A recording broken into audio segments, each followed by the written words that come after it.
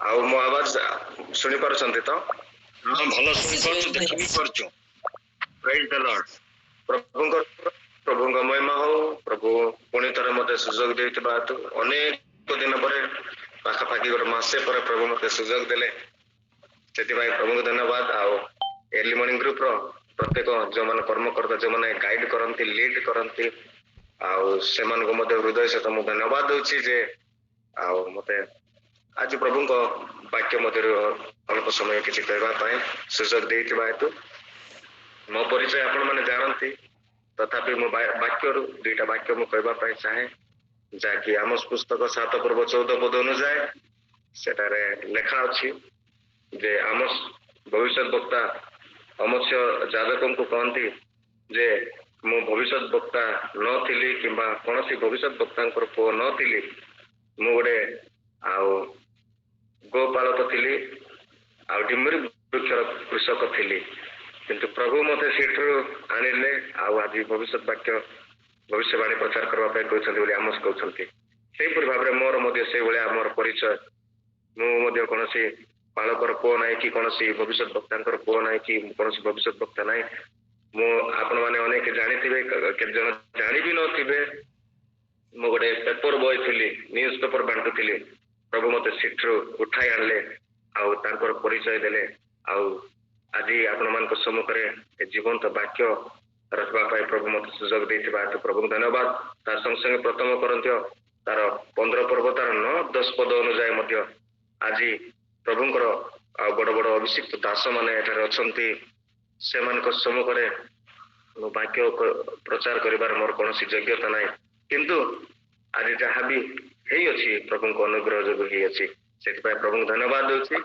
ଆଉ ଆଜି ଆଉ କୌଣସି ଏପରି କୌଣସି ନୂଆ ବିଷୟ ନାହିଁ, ଆମେ ଯାହାକି ଛୋଟ ବେଳରୁ ଆମେ ଯୋଉ ବାକ୍ୟ ଶୁଣି ଆସୁଛୁ ସେଇ ବାକ୍ୟରୁ ଆମେ ଅଳ୍ପ ସମୟ ଆମେ ଧ୍ୟାନ କରିବା, ଯାହାକି ଆମେ ପାଇପାରିବା ଲୁକ 15 ପର୍ବ ତାର 11 ପଦରୁ 32 ପଦ ମଧ୍ୟରେ ଲେଖା ଅଛି ଯେ ଅପବ୍ୟୟ ପୁତ୍ରଙ୍କର ଦୃଷ୍ଟାନ୍ତ ବିଷୟରେ। ଅପବ୍ୟୟ ପୁତ୍ରଙ୍କର ଦୃଷ୍ଟାନ୍ତ ବିଷୟରେ ଏଇ ଯୋଉ ବାକ୍ୟରେ ଆମେ ଦେଖୁଛୁ, ଗୋଟେ ପରିବାରରେ ଦୁଇଟି ପୁଅ ରହୁଛନ୍ତି। ଦୁଇଟି ପୁଅ ହଉଛନ୍ତି ଦୁଇ ପ୍ରକାର ଖ୍ରୀଷ୍ଟିଆନ ମାନଙ୍କୁ ଦର୍ଶାଏ। ଗୋଟେ ଖ୍ରୀଷ୍ଟିଆନ, ଗୋଟେ ପ୍ରକାରର ଖ୍ରୀଷ୍ଟିଆନ ହଉଛନ୍ତି ଯେ କି ସାନ ପୁଅ ହେଲା ସେ ଈଶ୍ୱରଙ୍କ ପ୍ରେମରୁ ସେ ଦୂରକୁ ପଳେଇ ଯାଉଛି। ଆଉ ଗୋଟେ ପ୍ରକାରର ଖ୍ରୀଷ୍ଟିଆନ ଯାହାକି ବଡ ପୁଅ, ସେ ଈଶ୍ୱରଙ୍କ ପାଖରେ ଅଛି, କିନ୍ତୁ ଈଶ୍ୱରଙ୍କର ସେ ପ୍ରେମକୁ ସେ ଆନନ୍ଦ କରିପାରୁନାହିଁ।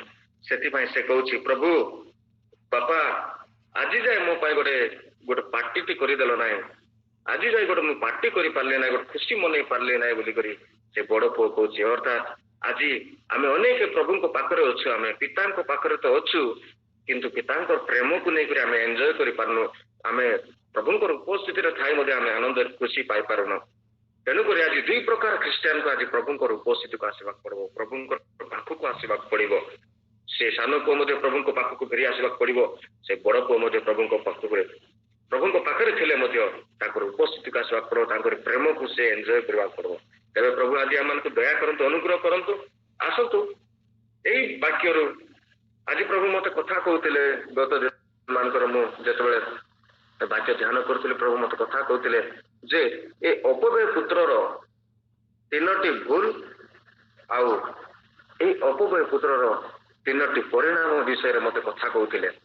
ତେବେ এই ବିଷୟ ଆମେ ଅଳ୍ପ ସମୟ ଆମେ ଧ୍ୟାନ କରିବା ଯେ ଅପବ୍ୟୟ ପୁତ୍ରର ପ୍ରଥମ ଭୁଲ ଥିଲା, ଯାହାକି ଲେଖାଯାଏ ଲୁକ 15 ପର୍ବ ତାର 12 ପଦରେ, ସେମାନଙ୍କ ମଧ୍ୟରୁ ସାନ ପୁଅ ବାପାଙ୍କୁ କହିଲା, ବାପା ସମ୍ପତ୍ତିର ଯେଉଁ ଭାଗ ମୋ ବାଣ୍ଟରେ ପଡୁଅଛି ତାହା ମୋତେ ଦେଇଦିଅ। ସେଥିରେ ସେ ଆପଣାର ସର୍ବସ୍ୱ ସେମାନଙ୍କୁ ବାଣ୍ଟି ଦେଲେ। ହାଲେଲୁୟା। ଏଠାରେ ଆମେ ଦେଖିପାରୁଛୁ ଅପବ୍ୟୟ ପୁତ୍ରର ବା ସାନ ପୁଅର ପ୍ରଥମ ଭୁଲ ଥିଲା ତାର ମାଗିବା ଭୁଲ ଥିଲା। କାରଣ ବାପା ବଞ୍ଚି ଥାଉ ଥାଉ ନିଜ ଭାଗର ସମ୍ପତ୍ତି ମାଗବା ବହୁତ ବଡ ଭୁଲ। ଆମେ ଜାଣୁ ମୋର ପ୍ରିୟ ମାନେ, ଯେତେବେଳେ ଇସାକ ଥିଲେ, ଇସାକ ଯେତେବେଳେ ବୃଦ୍ଧ ବୟସ୍କ ହେଇଯାଇଥିଲେ, ତାଙ୍କେ ଏସବୁକୁ ଡାକିକି କହିଲେ, ବାପାରେ ଯାଅ ମୋ ପାଇଁ ଟିକେ ଆଉ ଜଙ୍ଗଲକୁ ଯାଇକି ଗୋଟେ ପଶୁ ଗୋଟେ ମାରିକି ଆଣ, ଆଉ ମୋ ପାଇଁ ଟିକେ ରୋଷେଇ କରିଦିଅ, ମୁଁ ଖାଇ ତୁମକୁ ମୁଁ ଆଶୀର୍ବାଦ କରିବି, କାରଣ ମୁଁ ମୃତ୍ୟୁ ପୂର୍ବରୁ ତୁମକୁ ଆଶୀର୍ବାଦ କରିବି ବୋଲିକରି କହିଥିଲେ। ହାଲେଲୁୟା। ଯଦି ବାପା କହିଥାନ୍ତେ ନାଇଁ ପୁଅରେ ମୁଁ ଏବେ ବୁଢା ହେଇଗଲି ଆଉ ମୋ ପାଖରେ ଶକ୍ତି ନାହିଁ, ମୁଁ ବଞ୍ଚିଥାଉ ବା ମୁଁ ମୃତ୍ୟୁ ପୂର୍ବରୁ ମୁଁ ତୁମମାନଙ୍କୁ ମୋର ପାଖରେ ଯାହା ଧନ ସମ୍ପତ୍ତି ଅଛି ତା ଦୁଇ ଭାଇକୁ ଭାଗ କରିଦେବି, ଏଇପରି ଯଦି ବାପା କହିଥାନ୍ତେ ତେବେ ଠିକ ହେଇଥାନ୍ତା। କିନ୍ତୁ ବାପା ବଞ୍ଚି ଥାଉ ଥାଉ, ଏଠି ତ ସାନ ପୁଅ ବାହା ହେଇଛନ୍ତି କି ବଡ ପୁଅ ବାହା ହେଇଛନ୍ତି କି ସେଠି ଆମକୁ ଜଣା ନାହିଁ, କିନ୍ତୁ ମୁଁ ଯାହା ଅନୁମାନ କରେ ସାନ ପୁଅ ବାହା ହେଇନଥିବ। ତଥାପି ସେ କଣ କରୁଛି, ବାପା ମୋ ଭାଗ ମତେ ଦେଇଦିଅ। ମାନେ ସାନ ପୁଅର ପ୍ରଥମ ଭୁଲ ଥିଲା ତାର ମାଗିବା ଭୁଲ ଥିଲା। ପ୍ରଭୁ ଆଜି ଆମମାନଙ୍କୁ ଦୟା କରନ୍ତୁ, ଅନୁଗ୍ରହ କରନ୍ତୁ। ହିତୋପଦେଶ ତାର 19 ପର୍ବ ତାର 14 ପଦରେ ଲେଖାଯାଏ, ଗୃହ ଧନ ମାତା ପିତାଙ୍କ ଠାରୁ ପ୍ରାପ୍ତ ଅଧିକାର ବୋଲିକରି। ତେବେ ଆଜି ପ୍ରଭୁ ଆମମାନଙ୍କୁ ସେ ମାଗିବା ବିଷୟ ଆମମାନଙ୍କୁ ଶିଖାନ୍ତୁ। ଆମେ କିପରି ମାଗୁଛୁ, ଆମର ପିତା ସ୍ୱର୍ଗୀୟ ପିତାଙ୍କୁ ଆମେ କିପରି ମାଗୁଛୁ। ଯାକୋବ 4 ପର୍ବ 3 ପଦରେ ଲେଖାଯାଏ, ଆମେ ମାଗିଥାଉ କିନ୍ତୁ ପାଇନଥାଉ, କାରଣ ଆମେ ସୁଖ ବିଳାସରେ ବ୍ୟୟ କରିବା ନିମନ୍ତେ ମନ୍ଦ ଅଭିପ୍ରାୟରେ ମାଗିଥାଉ। ପ୍ରଥମ ଜନ 3 ପର୍ବ 22 ପଦ ଅନୁଯାୟୀ ଆମେ ଯଦି ପ୍ରଭୁଙ୍କର ଆଜ୍ଞା ପାଳନ କରିବା ଆଉ ସନ୍ତୋଷ ଜନକ ପରି କାର୍ଯ୍ୟ ଯଦି କରିବା, ତେବେ ଆମେ ଯାହା ମାଗିଲେ ପ୍ରଭୁ ଆମମାନଙ୍କୁ ନିଶ୍ଚୟ ଦେବେ। ଆଉ ଆମେ ଏଇ ବାକ୍ୟ ମଧ୍ୟ ଆମେ ଜାଣୁ, ଦ୍ୱିତୀୟ ବଂଶାବଳୀ 7 ପର୍ବ 14 ପଦ ଅନୁଯାୟୀ ଆମେ ଯଦି ନମ୍ର ହେଇକରି ଆମେ ପ୍ରାର୍ଥନା କରିବା ଆଉ ନିଜ ନିଜ ପାପରୁ ଆମେ ଯଦି ପୃଥକ ହେବା ଆଉ ପ୍ରଭୁଙ୍କୁ ଆମେ ଯଦି ଅନ୍ୱେଷଣ କରିବା, ତେବେ ସେ ଆମର ପ୍ରାର୍ଥନା ଶୁଣିବେ, ଆମମାନଙ୍କୁ ପାପ କ୍ଷମା କରିବେ ଆଉ ଆମ ଦେଶକୁ ସୁସ୍ଥ କରିବେ ଆଉ ଆମେ ଯାହା ମାଗିଲେ ତାହା ଦେବେ। ସେହିପରି ଭାବରେ ମାର୍କ 11 ପର୍ବ 24 ପଦ ଅନୁଯାୟୀ ଆମେ ଯାହା ମାଗୁ ଯଦି ଆମେ ବିଶ୍ୱାସ ସହିତ ମାଗିବା, ତେବେ ପ୍ରଭୁ ଆମମାନଙ୍କୁ ନିଶ୍ଚୟ ଦେବେ। ଏପରି 11 ପର୍ବ 6 ପଦ ଅନୁଯାୟୀ ଆମେ ସବୁ ଖ୍ରୀଷ୍ଟିଆନ ଲୋକମାନଙ୍କୁ ଏହା ମାନେ ବିଶ୍ୱାସ କରିବାର ଅଛି ଯେ ପ୍ରଭୁ ନିଶ୍ଚୟ ଅଛନ୍ତି। ଆଉ ଆମେ ଯେତେ ଜଣ ତାଙ୍କୁ ଆମେ ଅନ୍ୱେଷଣ କରୁଛୁ, ଯୋଉ ଆମେ ଯେତେ ଜଣ ତାଙ୍କ ପଛରେ ଚାଲୁଅଛୁ, ଆମେ ସମସ୍ତେ ସେ ପୁରସ୍କାର ଦେବେ, ଏହା ମଧ୍ୟ ଆମେ ବିଶ୍ୱାସ କରିବାର ଅଛି। ପ୍ରେଜ୍ ଦ ଲର୍ଡ, ହାଲେଲୁୟା। ପ୍ରଭୁ ଦୟା କରନ୍ତୁ, ଅନୁଗ୍ରହ କରନ୍ତୁ। ଯୋଉ ଭୁଲ ସେ ଅପବୟ ପୁତ୍ର କରିଥିଲେ ଆଜି ସେଇ ଭୁଲ ଆମେ କରିବା ନାହିଁ। ଆଜି ଆମେ କିପରି ମାଗିବା, ଆମେ ତାଙ୍କରି ଆଜ୍ଞା ପାଳନ କରି ପ୍ରଭୁଙ୍କର ସନ୍ତୋଷଜନକ କାମ କରି ମାଗିବା, ନମ୍ର ହୋଇକରି ମାଗିବା, ଆମେ ବିଶ୍ୱାସ ସହିତ ମାଗିବା। ଆମେ ଆଉ ଲୁକ 11 ପର୍ବ 8 ପଦରେ ଆମେ ଦେଖୁଛୁ, ସେଠାରେ ଗୋଟେ ଆମେ ଲଜ୍ଜା ଛାଡି କରି ଆମେ ପ୍ରଭୁଙ୍କୁ ମାଗିବା। ଲୁକ 18 ପର୍ବ ତାର 1-8 ପଦ ଅନୁଯାୟୀ ଆମେ ଦେଖୁ ଯେ କ୍ଳାନ୍ତ ନ ହୋଇ ପ୍ରାର୍ଥନା କରିବା ଆମର କର୍ତ୍ତବ୍ୟ, ମାନେ କ୍ଳାନ୍ତ ନ ହୋଇ ନିରନ୍ତର ଆମେ ମାଗିବା, ପ୍ରଭୁ ନିଶ୍ଚୟ ଦେବେ। ଆଉ ଆମେ ଜାଣୁ ମାଥ୍ୟୁ 18 ପର୍ବ ତାର 19 ପଦ ଅନୁଯାୟୀ ଆମେ ଯଦି ଏକ ମନା ହେଇ 2 ଜଣ ଏକ ମନା ହେଇ ଯଦି ଆମେ ମାଗିବା, ପ୍ରଭୁ ନିଶ୍ଚୟ ଦେବେ। ଏହା ହଉଛି ଆମ ପ୍ରଥମ ଭୁଲ ଥିଲା, ଆମେ ସେ ଭୁଲ ଆମ ଜୀବନରେ ଆମେ କରିବା ନାହିଁ। ପ୍ରଭୁ ଆମମାନଙ୍କୁ ଦୟା କରନ୍ତୁ। ତାପରେ ଦ୍ୱିତୀୟ ଭୁଲ ଥିଲା ଯେ ଅପବୟ ପୁତ୍ରର ନିର୍ଣ୍ଣୟ ଭୁଲ ଥିଲା, ଯାହାକି ଆମେ ଲୁକ 15 ପର୍ବ ତାର 13 ପଦରେ ଦେଖୁ। ଅଳ୍ପ ଦିନ ତାର ସାନ ପୁଅ ସବୁ ଏକାଠି କରି ଦୂର ଦେଶକୁ ଚାଲିଗଲା ଆଉ ସେଠାରେ ପଦାଚାରରେ ଆପଣାର ସମ୍ପତ୍ତି ଉଡାଇ ଦେଲା। ମୋର ପ୍ରିୟ ମାନେ, ଏଠାରେ ଆମେ ଦେଖିପାରୁଛୁ ଅପବୟ ପୁତ୍ରର ଗୋଟେ ଭୁଲ ଥିଲା ଯେ ନିର୍ଣ୍ଣୟ। ସେ ସମ୍ପତ୍ତି ତ ମାଗିବାକୁ ମାଗିଦେଲା, ସେ ସମ୍ପତ୍ତି ସବୁ ଧରିକି ଦୂର ଦେଶକୁ ପଳେଇଗଲା। ତାର ନିର୍ଣ୍ଣୟ ଭୁଲ ଥିଲା। ଆମେ ଜାଣୁ ମୋର ପ୍ରିୟ ମାନେ, ରୁଥ ପୁସ୍ତକରେ ଆମେ ଦେଖୁଛୁ, ସେଠାରେ ଏଲିମେଲକ ବୋଲିକରି ଜଣେ ଲୋକଙ୍କୁ ଆମେ ଦେଖୁ, ଯେ କି ଏଲିମେଲକର ଅର୍ଥ ଆମେ ଜାଣୁ ମାଇ ଗଡ୍ ଇଜ ମାଇ କିଙ୍ଗ, ପ୍ରଭୁ ମୋର ରାଜା।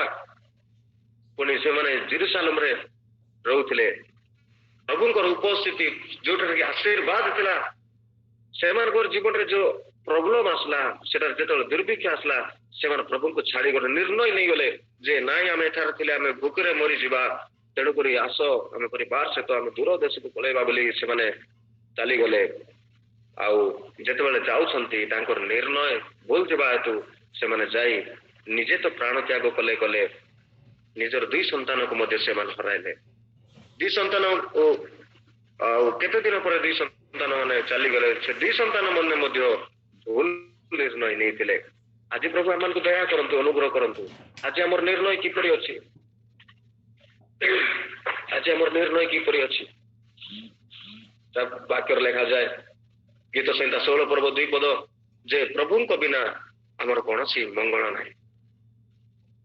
ଆଜି ମୁଁ ଆପଣମାନଙ୍କୁ ଗୋଟେ ସାକ୍ଷ୍ୟ କରିବା ପାଇଁ ଚାହେଁ। ଏ ଜାନୁଆରୀ 1 ତାରିଖର କଥା ମୁଁ କହିବା ପାଇଁ ଚାହେଁ। ଆଉ ମୁଁ ଡିସେମ୍ବର 23 ତାରିଖରେ ମୁଁ ଛୁଟି ନେଇଥିଲି ପାଖାପାଖି 30 ତାରିଖ ପର୍ଯ୍ୟନ୍ତ।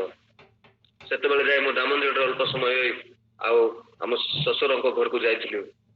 ଆଉ ସେଠୁ ମୁଁ ଫେରି ଆସି ମୁଁ ଡ୍ୟୁଟିରେ ଜଏନ୍ ହେଇଥିଲି 30-31। ଆଉ ମୁଁ ପ୍ଲାନ୍ କରିଥିଲି 1 ତାରିଖ ଦିନ, ଆଉ ମୁଁ ନିର୍ଣ୍ଣୟ ନେଇଥିଲି 1 ତାରିଖ ଦିନ ମୁଁ ମା ବାପାଙ୍କ ପାଖକୁ ଯିବି, ଦାମନଯୋଡ଼ି ମଣ୍ଡଳୀରେ ମୁଁ ଆଉ ଆରାଧନା କରିବି ବୋଲି ମୁଁ ପ୍ଲାନ୍ କରିଥିଲି। କିନ୍ତୁ ମୋର ପ୍ରିୟ ମାନେ, ମୁଁ ଯୋଉ ଜାଗାରେ କାମ କରେ ମୋ ସହିତ 5 ଜଣ ଆମେ ଷ୍ଟାଫ୍ ଅଛୁ। ସେ 1 ତାରିଖ ଦିନ ମତେ ଛାଡି ବାକି 4 ଜଣ ସମସ୍ତେ ଆମ ଷ୍ଟାଫ୍ ମାନେ ସମସ୍ତେ ପିକନିକ ଗଲେ। ମୁଁ କହିଲି ମତେ ଛୁଟି ଦରକାର, ସେମାନେ ଛୁଟି ଦେଲେ ନାହିଁ। ତେବେ ମୁଁ ନିରାଶ ହେଇଥିଲି, ଆରେ 4 ଜଣକୁ 4 ଜଣ ପିକନିକ ଯାଉଛନ୍ତି 1 ତାରିଖ ଦିନ, ମୁଁ ଘରକୁ ଯିବି। ଇଭେନ ମୁଁ ସକାଳେ ଡ୍ୟୁଟି କରି ମୁଁ ଘରକୁ ଯିବି ବୋଲି ମୁଁ ଯୋଜନା କରିଥିଲି, କିନ୍ତୁ ମତେ ଛୁଟି ଦେଲେନି କି ସକାଳେ ମଧ୍ୟ ମତେ ଡ୍ୟୁଟି ଦେଲେନି, ମତେ ଉପରରେ ଡ୍ୟୁଟି ରଖିଦେଲେ। ତେବେ ମୁଁ କଣ କରିବି ଏଇଭଳିଆ ମୁଁ ଟିକେ ଦୁଃଖରେ ଥିଲା ବେଳକୁ ପ୍ରଭୁ ମତେ ସାହାଯ୍ୟ କଲେ। ମୁଁ ଆଉ ଦାମନଯୋଡ଼ି ତ ଯାଇପାରିଲି ନାହିଁ, କିମ୍ବା ମୋର ଯୋଜନା ବି ଫେଲ ହେଇଗଲା, କିଛି ଅସୁବିଧା ନାହିଁ। ମୋ ପାଖରେ ଗୋଟେ ଚର୍ଚ୍ଚ ଥିଲା, ମୁଁ ଯୋଉ ଚର୍ଚ୍ଚକୁ ସବୁଦିନ ଯାଏ ସେଇ ଚର୍ଚ୍ଚକୁ ଗଲି। ସକାଳ 10ଟାରେ ଫ୍ରେଶ ହେଇକି ମୁଁ ଚର୍ଚ୍ଚକୁ ଗଲି। ଆଉ ସେଠି ଯେତେବେଳେ ଗଲି ମୋର ପ୍ରିୟ ମାନେ, ମୁଁ ସବୁଦିନ ଯୋଉ ପ୍ରକାର ମୁଁ ଆରାଧନା କରେ ପ୍ରଭୁଙ୍କ ଅନୁଗ୍ରହରେ, ଏଠାରେ ମଧ୍ୟ ସେ ପାଳକ ଆଜ୍ଞା ମତେ ସେ ଚର୍ଚ୍ଚରେ ମତେ ୱାର୍ସିପ ଲିଡ୍ କରିବା ପାଇଁ ଦିଅନ୍ତି। ମୁଁ ଆଜି ଯାଏ ଯୋଉ ପ୍ରକାର ମୁଁ ଆରାଧନା, ଯୋଉ ଖୁସି ଆନନ୍ଦର ସହିତ ଆତ୍ମାର ସହିତ ସତ୍ୟତାର ସହିତ ମୁଁ ଆରାଧନା କରୁନଥିଲି, ସେଇଦିନ ମୁଁ ବେଷ୍ଟ ଆରାଧନା କରିଛି। ଏତେ ଏନ୍ଜୟ ଲାଗିଲା, ଏତେ ଏନ୍ଜୟ ଲାଗିଲା। ତାପରେ ମୁଁ ସାଙ୍ଗେ ସାଙ୍ଗେ ଆସି ରୁମରେ ଫ୍ରେଶ ହେଇ ପୁଣି ଥରେ ମୁଁ ଡ୍ୟୁଟିକୁ ଜଏନ୍ କଲି। ମୁଁ କହିବା ପାଇଁ ଚାହେଁ ଆଜି ଆମମାନଙ୍କର ନିର୍ଣ୍ଣୟ କିପରି ଅଛି। ପୁଣି ଏଇ ଗତ 26 ତାରିଖର କଥା ମଧ୍ୟ ମୁଁ ଆପଣମାନଙ୍କୁ କହିବା ପାଇଁ ଚାହେଁ। ସେଦିନ ତ ଆମ ଷ୍ଟାଫ୍ ମାନେ ସବୁ ପିକନିକ ଗଲେ। ଏ 26 ତାରିଖ ଦିନ ମଧ୍ୟ ଆମର ଜଣେ ସାର୍ ଯେ ଇନଚାର୍ଜ ଥିଲେ, ତାଙ୍କର ବାହାଘର ହେଇଥିଲା ବୋଲି ତାଙ୍କେ ଗୋଟେ ପାର୍ଟି ଦଉଥିଲେ। 26 ଯୋଉଟା କି ରବିବାର ଦିନ ପଡୁଥିଲା। ହେଲେ ମତେ କହିଲେ ଗତ ଥର ତ ତମେ ପିକନିକ ଯାଇପାରିଲ ନାହିଁ, ଆଜି ତମେ ଆସ। ମୋର ପ୍ରିୟ ମାନେ, ସେଦିନ ତା ପୂର୍ବର ଘଟଣା ମୁଁ କହିବା ପାଇଁ ଚାହେଁ। ଶନିବାର ଦିନର ଘଟଣା। ଶନିବାର ଦିନ ଏ ଜାନୁଆରୀ 25 ତାରିଖ ଥିଲା, ରବିବାର ଦିନ 26 ତାରିଖ ଥିଲା। ଆଉ ମୋର ଜଗଦଲପୁରରେ ଜଣେ ଭାଇ ଅଛନ୍ତି, ସେ ବି ଏଠାରେ ସେବା କରନ୍ତି। ତାଙ୍କୁ ଅନେକ ଅନେକ ଦୂର ଦୂର ଜାଗା ମାନଙ୍କୁ ଲୋକମାନେ ଡାକନ୍ତି ସେବା ପାଇଁ। ତେବେ ସେ ଭାଇ ମତେ କହିଥିଲେ, ଭାଇ ତମେ ରବିବାର ଦିନ ଆସି ଆମ ଚର୍ଚ୍ଚ ଟିକେ ତମେ ଲିଡ୍ କରିବ, ବାକ୍ୟ ପ୍ରଚାର କରିବ ବୋଲି ମତେ କହିଥିଲେ। ଆଉ ଏଇଠାରେ ଆମର ମୁଁ ଏଇଠାରେ ଯୋଉ ଚର୍ଚ୍ଚକୁ ମୁଁ ସବୁଦିନ ଯାଏ, ସେଇ ପାଳକ ଆଜ୍ଞା ମଧ୍ୟ ଗତ 2 ସପ୍ତାହ ଧରି ଗୋଟେ ବାକ୍ୟ ସିରିଜ ଆରମ୍ଭ କରିଛନ୍ତି। ଆମେ ମଧ୍ୟ ସେ ବାକ୍ୟ ମାନେ ଏତେ ମଜା ଲାଗୁଛି, ଏତେ ଆନନ୍ଦ ଲାଗୁଛି ସେ ବାକ୍ୟ ଶୁଣି। ଆମେ ସେଇ ଚର୍ଚ୍ଚକୁ ମଧ୍ୟ ମୁଁ ଛାଡି ପାରୁନାହିଁ। ମାନେ ମୁଁ ପୁରା ଦ୍ୱନ୍ଦ୍ୱରେ ଥିଲି। ମୁଁ ସେଇଟାକୁ ଆଉ ସେ ଭାଇ ଯୋଉ ଡାକିଥିଲେ ସେଠିକୁ ଯିବି ନା ଏଇ ଚର୍ଚ୍ଚକୁ ଯିବି ଯୋଉଥିରେ କି ପ୍ରତିଦିନ ପ୍ରତି ରବିବାର ଯୋଉ ସିରିଜ ଚାଲିଛି, ଯୋଉ ବାକ୍ୟ ଶୁଣିବା ପାଇଁ ଯିବି। ଏଇପରି ମୁଁ ଦ୍ୱନ୍ଦ୍ୱରେ ଥିଲି। ପୁଣି ପ୍ରାର୍ଥନା କଲି। ଆଉ ପୁଣି ସେଇଦିନ ହିଁ 26 ତାରିଖ ଦିନ ହିଁ ୟାର ଆମର ଷ୍ଟାଫ୍ ମାନେ ସମସ୍ତେ ପିକନିକ ମଧ୍ୟ ଯିବାର ଅଛି। ମୁଁ ପ୍ରାର୍ଥନା କଲି। ପିକନିକକୁ ତ ମୁଁ ପୁରା ଲାଷ୍ଟରେ ରଖିଦେଲି, ପିକନିକ କଥା ଦୂରରେ ରଖିଦେଲି। କିନ୍ତୁ ମୁଁ ଏଇ 2ଟା ବିଷୟ ମୋ ମନରେ ଆନ୍ଦୋଳନ ହଉଥାଏ, ପ୍ରଭୁ ମୁଁ ସେଠି ଯିବି ଆଉ ଚର୍ଚ୍ଚ ଲିଡ୍ କରିବି ନା ଇଆଡେ ଯାଇକରି ତୁମର ଜୀବନ୍ତ ବାକ୍ୟ ଶୁଣିବି। ପ୍ରଭୁ ତୁମେ ମତେ କଥା କହ, କଣ କରିବି? ତେବେ ପ୍ରଭୁ ସେ ଭାଇ କହିଥିଲେ, ମୁଁ ଶନିବାର ସନ୍ଧ୍ୟାରେ ମୁଁ ତୁମକୁ ଫୋନ କରି ଜଣେଇବି, ଯଦି ହେବ ହେଲେ ଆସିବ। ମୁଁ କହିଲେ ଆସିବ, ନହେଲେ ଆଉ ତମେ ସେ ଚର୍ଚ୍ଚକୁ ଯାଇପାର ବୋଲି କରି ମତେ ସେ ଭାଇ କହିଥିଲେ। ତେବେ ମୁଁ ପ୍ରାର୍ଥନା କରୁଥିଲି, ହଉ ତମେ ଯଦି ଫୋନ କଲେ ମୁଁ ସିଆଡେ ଯିବି, ଯଦି ଫୋନ କରିବ ନାହିଁ ମୁଁ ଏଇ ଚର୍ଚ୍ଚକୁ ଯିବି। ମୋର ପ୍ରିୟ ମାନେ, ମୁଁ ପ୍ରଭୁଙ୍କୁ ବିଶେଷ ଧନ୍ୟବାଦ ଦିଏ। ସେଦିନ ମୁଁ ପିକନିକ ଯାଇନାହିଁ। ମୁଁ ରବିବାର ଦିନ ମୁଁ ପିକନିକ ଯାଇନାହିଁ। ରବିବାର ଦିନ ମୋର ଛୁଟି ବି ରୁହେ। ମୁଁ ପିକନିକ ଯାଇନାହିଁ, କିନ୍ତୁ ମୁଁ ସେଇ ଚର୍ଚ୍ଚକୁ ବି ଗଲି ନାହିଁ ଯୋଉ ଚର୍ଚ୍ଚରେ ମତେ ଲିଡ୍ କରିବାର ଥିଲା। କିନ୍ତୁ ସେଇ ଚର୍ଚ୍ଚକୁ ଗଲି ଯୋଉ ପାଖରେ ଆମେ ଯୋଉ ରେଗୁଲାର ଯୋଉ ଚର୍ଚ୍ଚକୁ ଯାଉ, ସେଟା ଗଲୁ। ଆଉ ସେଦିନ ବାକ୍ୟ ମଧ୍ୟ ଏତେ ଆନନ୍ଦର ସହିତ ଆମେ ଶୁଣିଥିଲୁ। ତେବେ ପ୍ରଭୁଙ୍କର ଗୌରବ। ଆଜି ମୁଁ କହିବା ପାଇଁ ଚାହେଁ, ଆଜି ଆମମାନଙ୍କର ନିର୍ଣ୍ଣୟ କଣ? ଆଜି ଆମମାନଙ୍କୁ ଛୁଟି ଦିନରେ ପିକନିକ ଯାଉଛୁ, ଆଜି ବିଶ୍ରାମ ଦିନରେ ପବିତ୍ରଙ୍କର ଉପାସନାକୁ ଯିବା ଦିନରେ ଆମମାନେ ପିକନିକ ଯାଉଛୁ କି? ଆଜି ଆମମାନଙ୍କର ନିର୍ଣ୍ଣୟ କିପରି ଅଛି? ପ୍ରଭୁ ଆଜି ଆମମାନଙ୍କୁ କଥା କରୁ। ସାହାଯ୍ୟ କରନ୍ତୁ। ଆମେ ଖ୍ରୀଷ୍ଟିଆନ ପିଲାମାନେ ବିଶ୍ରାମ ବାରକୁ ପବିତ୍ର ଦିନ ରୂପେ ପାଳନ କରିବା ଆବଶ୍ୟକ। ପ୍ରଭୁ ଆଜି ଆମକୁ କଥା କୁହନ୍ତୁ। ଏହା ହଉଛି ତାର ଦ୍ୱିତୀୟ ଭୁଲ ଥିଲା, ତାର ନିର୍ଣ୍ଣୟ ଭୁଲ ଥିଲା। ଯେପରି ସେ ନିର୍ଣ୍ଣୟ ଭୁଲ କରି ଯୋଉ ପରିଣାମ ପାଇଥିଲା ସେହିପରି ନିର୍ଣ୍ଣୟ ମାନେ ନ ନେବା। ତେବେ ତୃତୀୟ ଭୁଲ ହେଲା ଯେ ଆମେ ଲୁକ 15 ପର୍ବ ତାର 13 ପଦରେ ପାଉ, ଅଳ୍ପ ଦିନ ତାର ସାନ ପୁଅ ସବୁ ଏକାଠି କରି ଦୂର ଦେଶକୁ ଚାଲିଗଲା, ଆଉ ସେଠାରେ କଦାଚାରରେ ଆପଣାର ସମ୍ପତ୍ତି ଉଡ଼ାଇ ଦେଲା। କିନ୍ତୁ ସମସ୍ତ ଅପବ୍ୟୟ କଲା ପରେ ସେ ଦେଶରେ ମହାଦୁର୍ଭିକ୍ଷ ପଡ଼ିବାରୁ ତାର ଅଭାବ ହେବାକୁ ଲାଗିଲା। ମୋର ପ୍ରିୟ ମାନେ, ସେ ତ ଦୂର ଦେଶକୁ ଚାଲିଗଲା, ନିର୍ଣ୍ଣୟ ଭୁଲ ଥିଲା।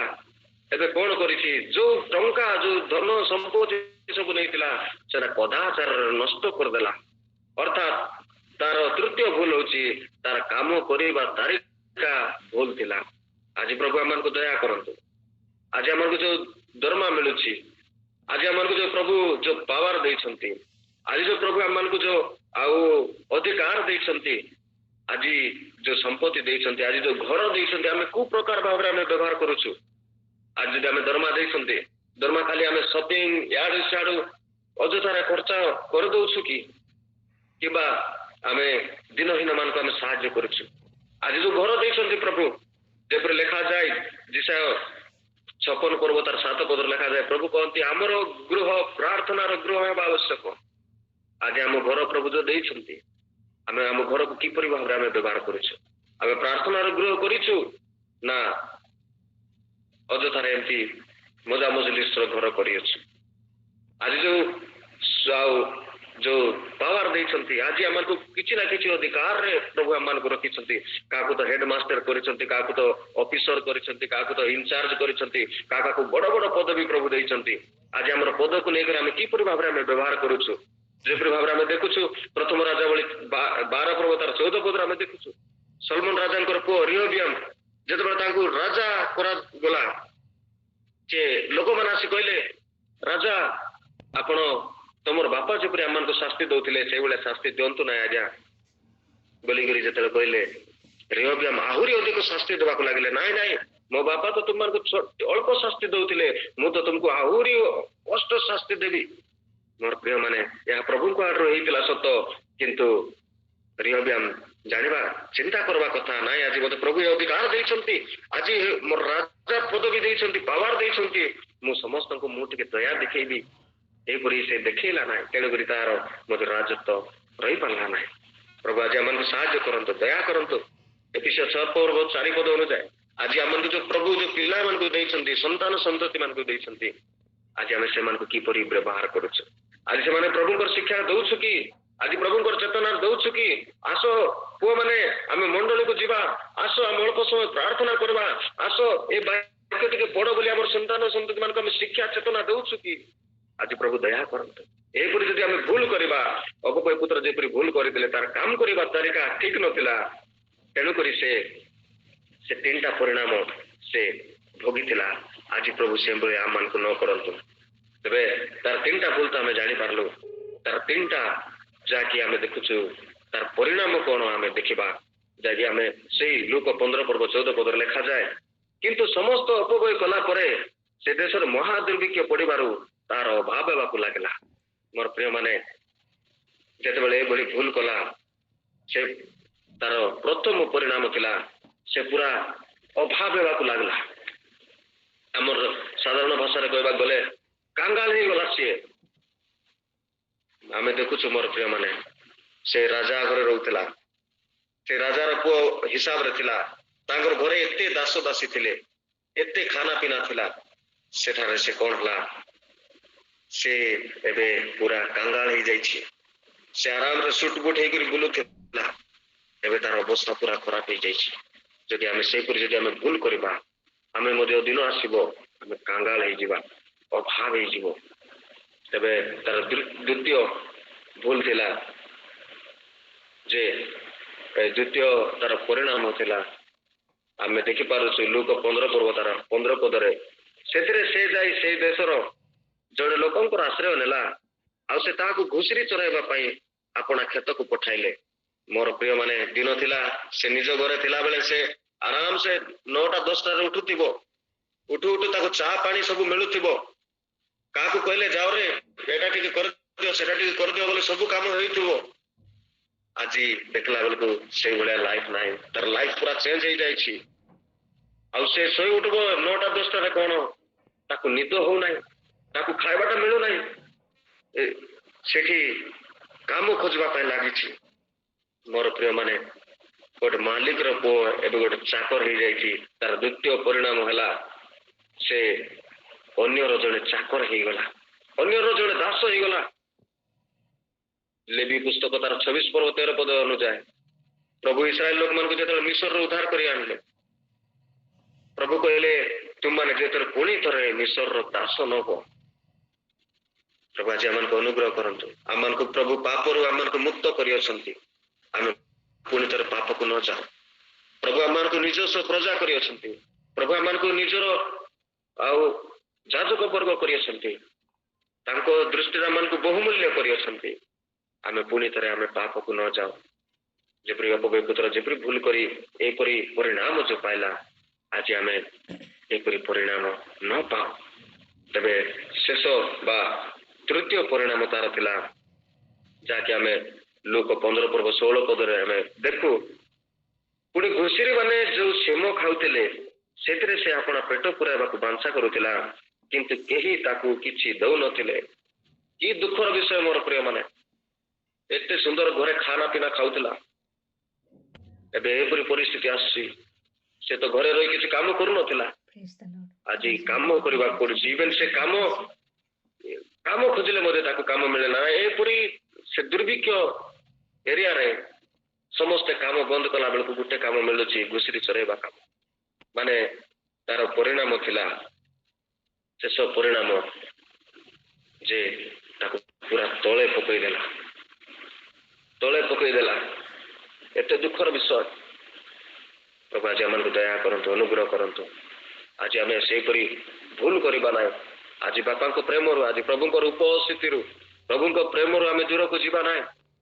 ଆଉ ଆଜି ପ୍ରଭୁ ଜୀବିତ ଅଛନ୍ତି, ଜୀବିତ ଥାଉ ଥାଉ ପ୍ରଭୁ ମୋର ବାହାଘର ମତେ ଦେଇଦିଅ, ମୁଁ ତୁମ ସହିତ ରହିବା ପାଇଁ ଚାହୁଁନାହିଁ, ଏପରି ଆମେ ଭୁଲ କରିବା ନାହିଁ। ପ୍ରଭୁ ଆମମାନଙ୍କୁ ଦୟା କରନ୍ତୁ, ଅନୁଗ୍ରହ କରନ୍ତୁ। ଆମେ ଦେଖୁଛୁ ମୋର ପ୍ରିୟ ମାନେ, ଦାନିଏଲ ପୁସ୍ତକ 4 ପର୍ବ ତାର 33 ପଦରେ, ଯେତେବେଳେ ନବୁକଦ୍ନେସର ରାଜା ମଧ୍ୟ ରାଜପ୍ରାସାଦରେ ବୁଲୁଥିଲେ, ବୁଲିକରି ନିଜକୁ ଗର୍ବ କଲେ, ଏ ରାଜପ୍ରାସାଦ ତ ମୋର ବଳ ଦ୍ୱାରା, ମୋର ଶକ୍ତି ଦ୍ୱାରା ମୁଁ ଏଟା ଗଢିଛି ବୋଲିକରି ଯେତେବେଳେ ଗର୍ବ କରିଥିଲେ, ନିଜକୁ ମୁଁ ହିଁ କରିଛି ବୋଲିକରି ଯେତେବେଳେ କହୁଥିଲେ, ସେତେବେଳେ ହଠାତ୍ ପ୍ରଭୁଙ୍କ ଆଡରୁ ବାଣୀ ଆସିଲା, ନବୁକଦ୍ନେସର ତୁମେ ଗର୍ବ କରିଥିବା ହେତୁ ତୁମେ ଆଉ ରାଜା ପଦବୀରେ ରହିବ ନାହିଁ, ତୁମେ ଗାଈଗୋରୁ ସଦୃଶ ତୁମେ ଘାସ ଖାଇବ। ମୋର ପ୍ରିୟ ମାନେ, ଗୋଟେ ରାଜା ଗର୍ବ କଲା, ତାକୁ ପ୍ରଭୁ ଘାସ ଖାଇବାକୁ ଦେଲେ। ଆଜି ପ୍ରଭୁ ଆମମାନଙ୍କୁ ଦୟା କରନ୍ତୁ, ଅନୁଗ୍ରହ କରନ୍ତୁ। ଆମମାନେ ଦେଖୁ ଆମର ପୂର୍ବପୁରୁଷ ଯୋଉ ଆଦମ ହବା ଥିଲେ, ଆଜି ପୁସ୍ତକ 3 ପର୍ବ ତାର 17ରୁ 19 ପଦ ଅନୁଯାୟୀ ଯଦି ଆମେ ଦେଖିବା, ସେମାନେ ଗୋଟେ ଦିନ ଏଦେନ ଉଦ୍ୟାନରେ ଜୀବନର ବୃକ୍ଷ ଖାଉଥିଲେ, ଜୀବନର ବୃକ୍ଷର ଯୋଉ ଫଳ ଆସୁଥିଲା ସେ ଫଳ ଖାଉଥିଲେ, କିନ୍ତୁ ସେମାନେ ପ୍ରଭୁଙ୍କର କଥା ମାନିଲେ ନାହିଁ। ସେମାନଙ୍କୁ ଜଣା ପଡୁନଥିଲା ସେମାନେ କେତେ ଆନନ୍ଦର ସେଠି ରହୁଥିଲେ, ଯେତେବେଳେ ପ୍ରଭୁଙ୍କର କଥା ନ ମାନିବା ହେତୁ ସେମାନେ ଜୀବନର ବୃକ୍ଷ ଛାଡି ଏପରି ପରିସ୍ଥିତିକୁ ଆସିଲେ, ଯାହାକି ଆଦି ପୁସ୍ତକ 3 ପର୍ବ 22ରୁ 24 ପଦରେ ଲେଖାଯାଏ, ପ୍ରଭୁ ସେମାନଙ୍କୁ ଅଭିଶାପ ଦେଲେ ଯେ ମୁଣ୍ଡର ଝାଳ ତୁଣ୍ଡରେ ମାରି ପରିଶ୍ରମ କଲେ ହିଁ ତୁମେ କିଛି ଅନ୍ନ ଖାଇବାକୁ ମିଳିବ ବୋଲି। ଆଜି ପ୍ରଭୁ ଆମମାନଙ୍କୁ ଅନୁଗ୍ରହ କରନ୍ତୁ, ଦୟା କରନ୍ତୁ। ଆଜି ପ୍ରଭୁ ଆମମାନଙ୍କୁ ବୁଦ୍ଧି ଜ୍ଞାନରେ ପରିପୂର୍ଣ୍ଣ କରନ୍ତୁ। ଆଜି ଯୋଉ ପ୍ରକାର ଭାବରେ ସେ ଅପବ୍ୟୟ ପୁତ୍ର ଯୋଉ ପ୍ରକାର ଭୁଲ କଲେ, ଆଜି ସେଇଭଳିଆ ଭୁଲ କରିବା ନାହିଁ। ଯୋଉ ଭୁଲ କଲା ପରେ ଯୋଉ ପରିଣାମ ଆସେ, ଯୋଉ ଭୁଲ କଲା ବେଳେ ତ ଆମକୁ ଜଣା ପଡିନଥାଏ ଯେ ଭୁଲ ମୁଁ ଠିକ କରୁଛି କି ଭୁଲ କରୁଛି। କିନ୍ତୁ ପ୍ରଭୁ ଆମମାନଙ୍କୁ ବୁଦ୍ଧି ଦିଅନ୍ତୁ, ଜ୍ଞାନ ଦିଅନ୍ତୁ, ଆଉ ଏପରି ଭୁଲ କରିବା ନାହିଁ ଯୋଉ ଦ୍ୱାରା କି ଏପରି ପରିସ୍ଥିତି ଆସେ, ଯୋଉ ଗୋଟେ ରାଜାର ପୁଅ ହେଇଥିଲେ ମଧ୍ୟ, ଗୋଟେ ମାନ ସମ୍ମାନ ଥିବା ଲୋକ ହେଇଥିଲେ ମଧ୍ୟ ଏତେ ତଳକୁ ପକେଇଦେବ, ଏତେ ତଳକୁ ପକେଇଦେବ, ଆମେ ପରେ ଅନୁତାପ କଲେ ମଧ୍ୟ ସମୟ ନଥିବ। ତେଣୁକରି ଆଜି ପ୍ରଭୁ ଆମମାନଙ୍କୁ କହିବା ପାଇଁ ଚାହାନ୍ତି, ଫେରି ଆସ। ଆଜି ଆମେ ଫେରିଯିବା, ଆମେ ସେ ବଡ ପୁଅଙ୍କୁ ମଧ୍ୟ ଫେରିଯିବାର ଅଛି, ଆଜି ସାନ ପୁଅ ମଧ୍ୟ ଫେରିଯିବାର ଅଛି। ଆଜି ଆମେ ପ୍ରଭୁଙ୍କର ଉପସ୍ଥିତିରେ ଅଛୁ, କିନ୍ତୁ ସେଇ ପାର୍ଟି ସେଇ ଆନନ୍ଦ ଆଜି ଯଦି ଆମ ପାଖରେ ନାହିଁ, ଆମେ କହିବା ପ୍ରଭୁ ମୁଁ ତୁମ ସହିତ ଅଛି, କିନ୍ତୁ ତୁମେ ଯୋଉ ଖୁସି ଆନନ୍ଦ ଦଉଛ ତାହାକୁ ମୁଁ ଉପଭୋଗ କରିପାରୁନାହିଁ, ମତେ ଆଜି ଅନୁଗ୍ରହ କର। ଆଜି ଆମେ ପ୍ରାର୍ଥନା କରିବା ପ୍ରଭୁ ତୁମର ପ୍ରେମରୁ ମୁଁ ଦୂରକୁ ଚାଲି ଯାଇଛି, ବହୁତ ବଡ ଭୁଲ କରିଛି।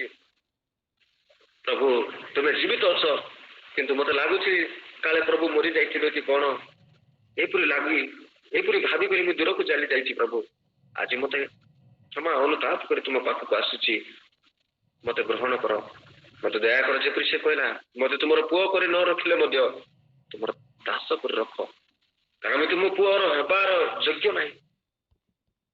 ତେବେ ପ୍ରଭୁ ଆମମାନଙ୍କୁ ହସ୍ତ ପ୍ରସାରି ଆମମାନଙ୍କୁ ସେ ଆଲିଙ୍ଗନ କରିବା ପାଇଁ ପ୍ରସ୍ତୁତ ଅଛନ୍ତି। ଆଜି ଆମମାନଙ୍କୁ ଦୟା କରନ୍ତୁ, ଅନୁଗ୍ରହ କରନ୍ତୁ। ଆଉ ମୁଁ ବିଶ୍ୱାସ କରେ ପ୍ରଭୁ এই ବାକ୍ୟ ଦ୍ୱାରା ଆମେ ପ୍ରତ୍ୟେକ କଥା କହିଥିବେ। ଆମେ ଏ ବାକ୍ୟ ଅନେକ ଥର ଶୁଣିଛୁ, ତଥାପି ଏଭଳି 2 ପର୍ବ 1 ପଦ ଅନୁଯାୟୀ ଶୁଣିଥିବା ବାକ୍ୟ ପ୍ରତି ଯଦି ଆମେ ଆଉ ମନୋଯୋଗୀ ନ ହେବା, ଆମେ ଭ୍ରଷ୍ଟ ହେଇଯିବା। ତେବେ ପ୍ରଭୁ ଏ ବାକ୍ୟ ଦ୍ୱାରା ଆମ ପ୍ରତ୍ୟେକକୁ ଆଶୀର୍ବାଦ କରନ୍ତୁ। ତା ସଙ୍ଗେ ସଙ୍ଗେ ଆଉ ଏର୍ଲି ମର୍ଣ୍ଣିଂ ଗ୍ରୁପର ସବୁ କର୍ମକର୍ତ୍ତା ଯେଉଁମାନେ ମୋତେ ସୁଯୋଗ ଦେଇଛନ୍ତି ତାଙ୍କୁ ମଧ୍ୟ ପ୍ରଭୁ ହୃଦୟ ସହିତ ମୁଁ ଧନ୍ୟବାଦ ଦେଉଛି। ଆଉ ପ୍ରଭୁଙ୍କୁ ମଧ୍ୟ ଧନ୍ୟବାଦ, କାରଣ କୌଣସି ଯୋଗ୍ୟତା ନଥିଲେ ମଧ୍ୟ ପ୍ରଭୁ ମୋତେ ସୁଯୋଗ ଦେଇଥିବା ହେତୁ ବିଶେଷ କରି ପ୍ରଭୁଙ୍କୁ ମଧ୍ୟ ଧନ୍ୟବାଦ ଦେଉଛି।